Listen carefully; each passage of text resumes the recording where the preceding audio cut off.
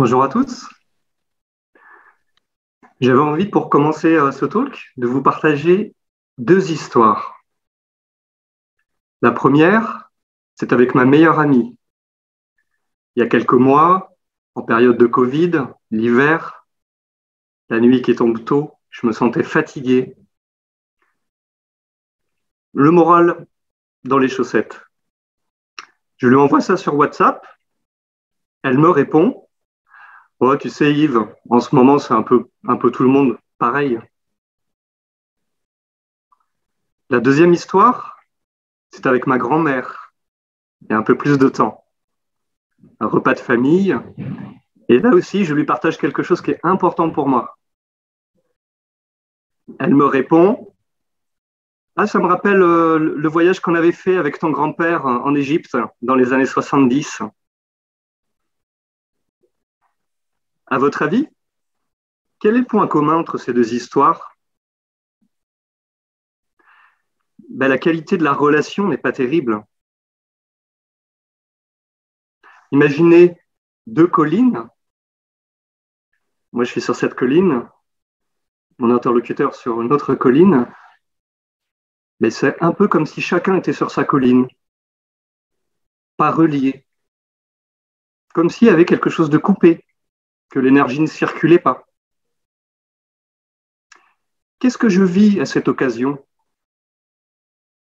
Et je pourrais me sentir triste, peut-être un peu boudeur.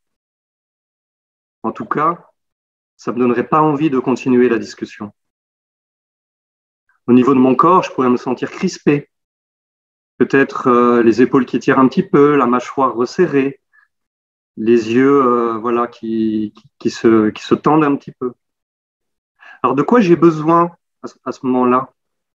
Moi, j'ai besoin d'être rejoint, de partager quelque chose voilà, qui est important pour moi. Je suis joyeux de partager ça, que la personne s'intéresse à moi et goûter ce moment-là avec la personne.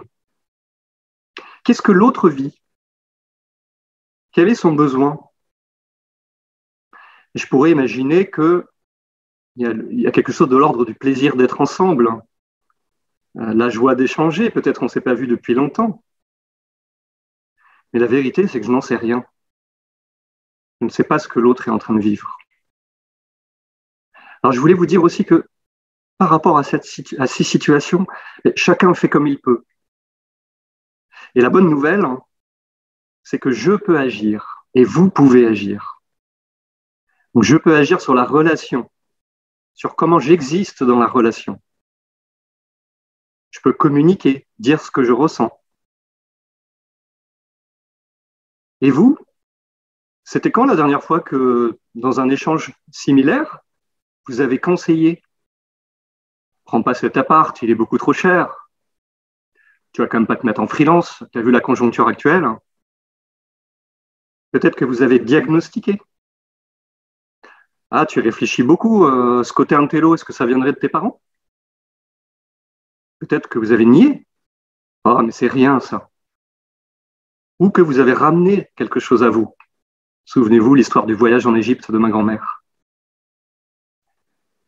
Où est-ce que vous étiez à ce moment-là? Sur quelle colline vous étiez? Je reprends l'image des collines. Et la relation, elle était comment? Et la dernière fois que vous avez été écouté, vraiment écouté, c'était comment pour vous? Et c'était comment pour la relation? Je vous laisse y réfléchir. Vous pouvez me mettre dans le chat si vous voulez. Alors, quoi faire de tout ça? Je vais vous partager modestement quelques astuces. Quand vous êtes en situation d'écouter quelqu'un, la première chose qui me vient assez naturellement, c'est tout simplement d'essayer de vous taire, de se taire, d'être avec la personne, d'être curieux d'elle, la rejoindre dans son univers, goûter cette joie, cette exploration, peut-être demander son besoin. De quoi a besoin cette personne? Finalement, vous ne le savez peut-être pas. Et quand vous êtes en situation d'être écouté, vous pouvez vous demander comment vous vous sentez. De quoi vous avez besoin? Et si vous sentez quelque chose qui n'est pas très agréable, peut-être vous pouvez rendre explicite votre besoin. Ça pourrait être, par exemple, je te remercie de me partager ces souvenirs du voyage en Égypte. Là, tu sais, je te partage quelque chose qui est vraiment important pour moi. Et est-ce que ça serait OK pour toi si tout simplement tu m'écoutais, j'ai pas spécialement besoin de conseils ou d'autres choses, tu vois. Ça va si on fait comme ça? Moi, ça m'aiderait vraiment. C'est pas par hasard que la personne vous a choisi.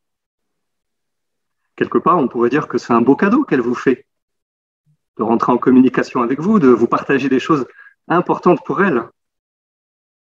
Peut-être et probablement qu'elle vous apprécie, qu'elle vous fait confiance. Et vous, quel cadeau vous aimeriez faire à votre interlocuteur ou votre interlocutrice? Quel cadeau vous aimeriez lui faire, vous faire et faire à la relation?